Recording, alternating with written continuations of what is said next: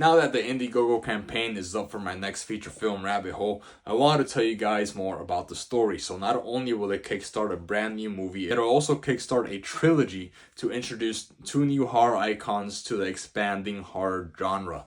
And in this video, it is about the third and final entry in the main story of the series. So if you don't know about this film, I've been posting a lot about it over the last couple of weeks. Go back and watch those videos so you guys know what I'm talking about here. So in the grand finale of the series, there's a big cliffhanger at the end of the second part. It's a spoiler, so I'm not going to say it here. But then the third one, so the second one starts off the same night as the first one, and then some time goes by. And then the third one starts off the same night as the second one, and then some time goes by before the ending of the film. In the third one, the remaining survivors from parts 1 and 2 finally decide to come up with a game plan to take down Jack Rabbit. And Jack Rabbit, he's in quite a peculiar state at this point in his slasher career. And so I'm not going to say how many, but the remaining amount of survivors come up with a game plan, try to figure out how can they stop this guy, because he seems like a never dying killing machine, but there is one way to stop him and they have to figure it out.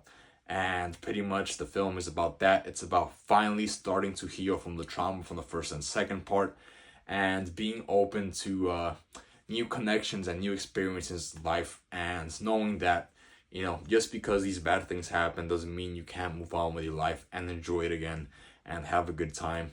And pretty much that's the heart of the story. You know, this trilogy, it's going to be how characters are impacted by trauma, and then how their lives are greatly affected by that trauma, and their battles to get over it. It's not easy, it's not done in a day, but they're dealing with it and they're trying to find their ways of not fixing themselves, but being able to be themselves again after going through those very bad experiences. And then at the end, of course not without some losses, the remaining characters are finally able to grow and become this new person, and know that that trauma made them who they are today.